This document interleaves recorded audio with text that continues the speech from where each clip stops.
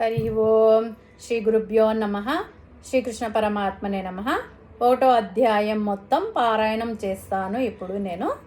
ఓం శ్రీకృష్ణ పరమాత్మనే నమః. శ్రీమద్భగవద్గీత అత ప్రథమోऽధ్యాయః. అర్జున విషాదయోగః.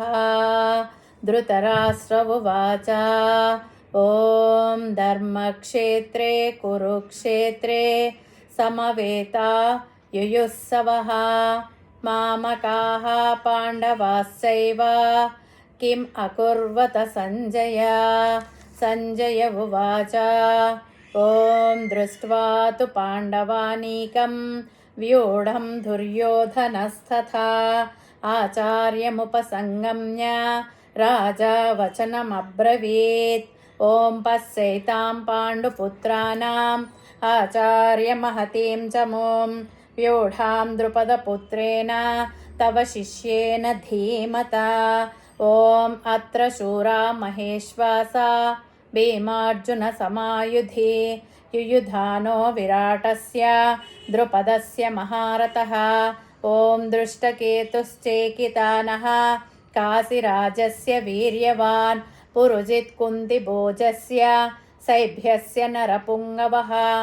ఓం యుధామన్యుస్య విక్రాంత ఉత్తమౌజాస్య వీర్యవాన్. సౌభద్రో ద్రౌపదేయస్య సర్వ ఏవ మహారథాః. ఓం అస్మాకం తు విశిష్టాయే తాన్నిబోధ ద్విజోత్తమా. నాయకా మమ సైన్యస్య సంజ్ఞార్థం తాన్ బ్రవీమి తే. ఓం భవాన్ భీష్మస్య కర్ణస్య కృపస్య సమితింజయః. అశ్వత్థామ వికర్ణస్య సౌమదత్తిస్తథైవ చ. ఓం అన్యే చ బహవః శూరా మదర్దే త్యక్తజీవితాః. నానాశస్త్రప్రహరణాః సర్వే యుద్ధవిశారదాః. ఓం అపర్యాప్తం తదస్మాకం బలం భీష్మాభిరక్షితం. పర్యాప్తం త్విదమేతేషాం బలం భీమాభిరక్షితం.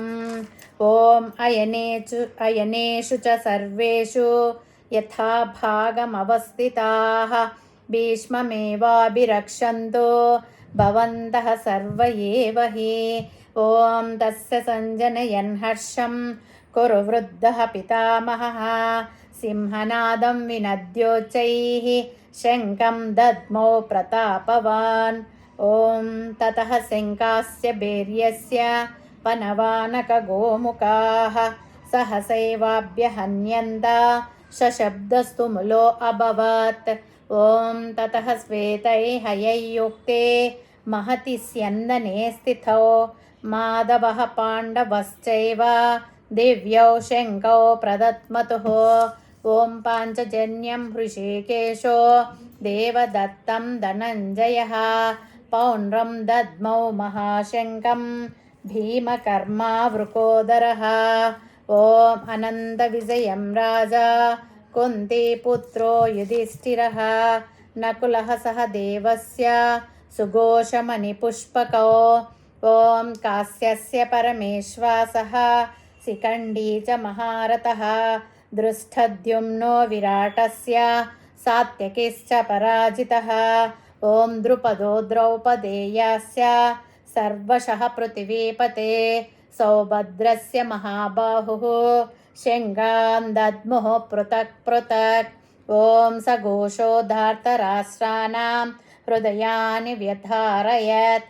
నభస్య పృథివీం చైవ తుములో వ్యనునాదయన్.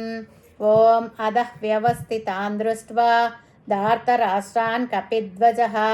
ప్రవృత్తే శస్త్రసంపాతే ధనురుద్యమ్య పాండవా. ఓం హృషీకేశం తథా వాక్యం ఇదమాహ మహీపతే. అర్జున ఉవాచ సేనయోరుభయోర్मध्ये రథం స్థాపయ మే అచ్యుత. ఓం యావదేతాన్ నిరీక్ష్యేహం యోద్ధుకామానవస్థితాన్.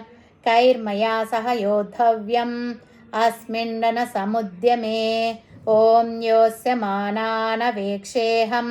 యయేతే యత్ర సమాగతాః धार्तराष्ट्रस्य दुर्बुद्धेः युद्धे प्रियचिकीर्षवः। सञ्जय उवाच ॐ एवमुक्तो हृषीकेशो गुडाकेशेन भारत सेनयोरुभयोर्मध्ये स्थापयित्वा रथोत्तमम्। ॐ भीष्मद्रोणप्रमुखतः सर्वेषां च महीक्षिताम् उवाच पार्थ पश्यैतान् समवेतान् कुरोनिति। ॐ तत्र पश्य स्थितान् पार्थः पितॄनथ पितामहान् आचार्यान् मातुलान् भ्रातॄन् पुत्रान् पौत्रान् सखींस्तथा। ॐ स्वसुरान् सुहृदस्यैव सेनयोरुभयोरपि तान् समीक्ष्य कौन्तेय सर्वान् बन्धूनवस्थितान्। ॐ कृपया परयाविष्टो विषीदन्निदमब्रवीत्। अर्जुन उवाच दृष्ट्वेमं स्वजनं कृष्ण युयुस्तुं समुपस्थितम्। ॐ सीदन्ति मम गात्राणि मुखं च परिशुष्यति वेपदुस्य शरीरे मे रोमहर्षश्च जायते। ॐ गाण्डीवं स्रंसते हस्तात् त्वक्षैव परिदह्यते न च शक्नोम्यवस्थातुं भ्रमति वच मे मनः। ॐ निमित्तानि च पश्यामि विपरीतानि केशव न च श्रेयो अनुपश्यामि हत्वा स्वजनमाहवे। ॐ न काङ्क्षे विजयं कृष्ण न च राज्यं सुखानि च किं नो राज्येन गोविन्द किं भोगैर्जीवितेन वा। ॐ येषामर्थे काङ्क्षितं नो राज्यं भोगाः सुखानि च तैमेव स्थिता युद्धे प्राणां त्यक्त्वा धनानि च। ॐ आचार्याः पितरः पुत्रास्तथैव च पितामहः मातुलाः स्वसुराः पौत्राः स्यालाः सम्बन्धिनस्तथा। ॐ एतान्न हन्तुमिच्छामि घ्नतोऽपि मधुसूदनः अपि त्रैलोक्यराजस्य हेतोः किं नु मही कृते। ॐ निहत्य धार्तराष्ट्रान्नः का प्रीतिः स्यात् जनार्दन पापमेवाश्रयेदस्मान् हत्वेतानाततायिनः। ॐ तस्मान्नार्ह वयं हन्तुं धार्तराष्ट्रान् स्वबान्धवान् स्वजनं हि कथं हत्वा सुखिनः स्याम माधव। ॐ यद्यप्येतेन पश्यन्ति लोभोपहतचेतसः कुलक्षयकृतं दोषं मित्रद्रोहे च पातकम्। ॐ कथं न ज्ञेयमस्माभिः पापादस्मान्निवर्तितुं कुलक्षयकृतं दोषं प्रपश्यद्भिजनार्दन। ॐ कुलक्षये प्रणश्यन्ति कुलधर्माः सनातनाः धर्मे नष्टे कुलं कृष्णम् अधर्मोऽभिभवत्युत।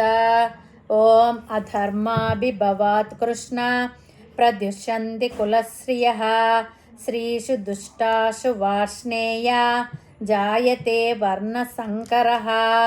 ॐ सङ्करो नरकायैव कुलघ्नानां कुलस्य च पतन्ति पितरो हेषां लुप्तपिण्डोदकक्रियाः। ॐ दोषैरेतैः कुलघ्नानां वर्णसङ्करकारकैः उत्साद्यन्ते जातिधर्माः कुलधर्मास्य शाश्वताः।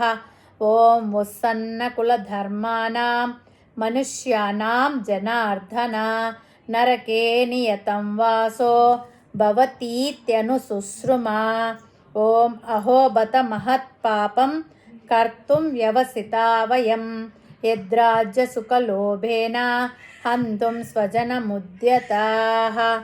ॐ यदि मामप्रतीकारमशस्रं शस्त्रपाणयः धार्तराष्ट्रारणे हन्युः तन्मे क्षेमतरं भवेत्।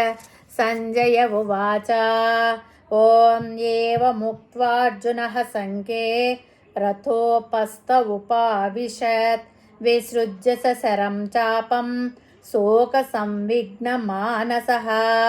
ఓం తత్సత్ ఇతి శ్రీమద్భగవద్గీతా ఉపనిషత్సు బ్రహ్మ విద్యాయాం యోగశాస్త్రే శ్రీకృష్ణార్జున సంవాదే అర్జున విషాద యోగో నామ ప్రథమోऽధ్యాయः. హరి ఓం తస్